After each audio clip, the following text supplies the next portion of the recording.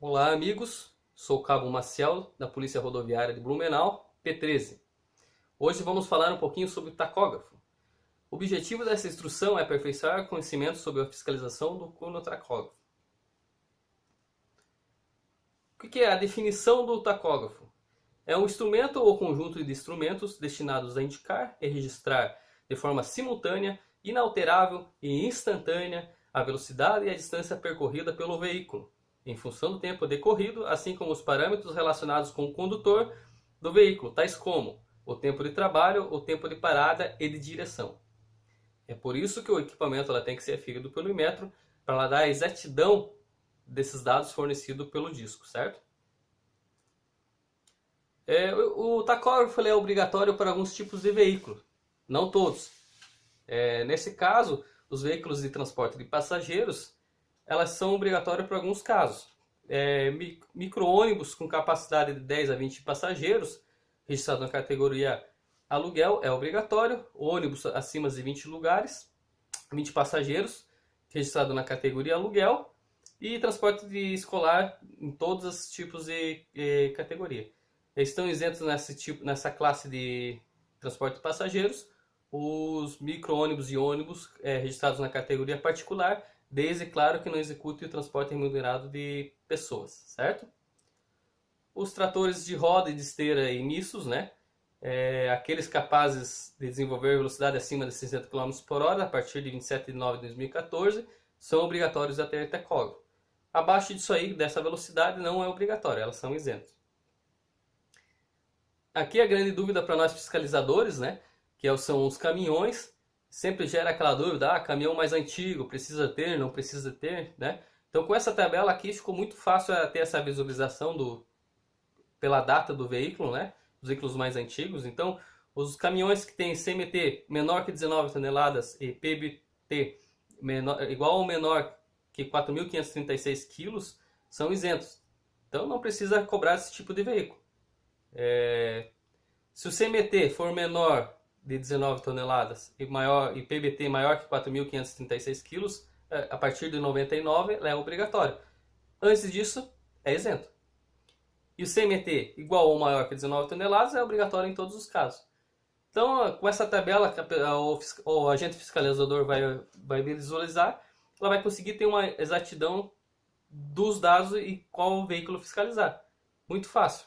Se tiver dúvida, é só verificar e cobrar dos caminhões, certo? Informações do disco. A resolução 92 e 99 traz no seu artigo 2º deverá apresentar e disponibilizar a qualquer momento pelo menos as seguintes informações das últimas 24 horas de operação do veículo. Então, quando o agente for fiscalizar, não é um disco, mas o condutor, ele tem que ter as últimas 24 horas do veículo. Então, se o condutor, por exemplo, estiver utilizando um disco, então ele tem que ter o disco anterior para conseguir ter essa exatidão das 24 horas. Essa é uma obrigação da resolução 92 e 99.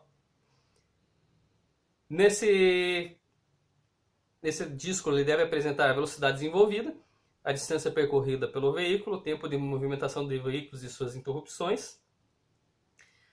E o preenchimento do disco, o que é obrigatório?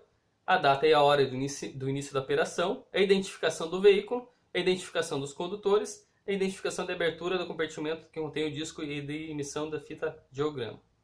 Certo? Então aqui é um exemplo de um disco, né?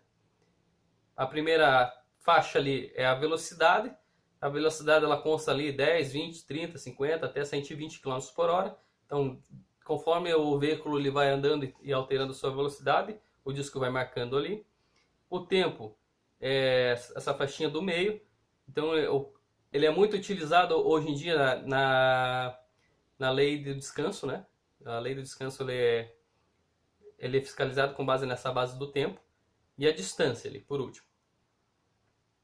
Então aqui temos uma área de registro, né, o preenchimento, como que ele funciona, certo? E aqui temos algumas infrações, né? Eu não vou ler todas elas, porque senão fica maçante e muito longo o vídeo.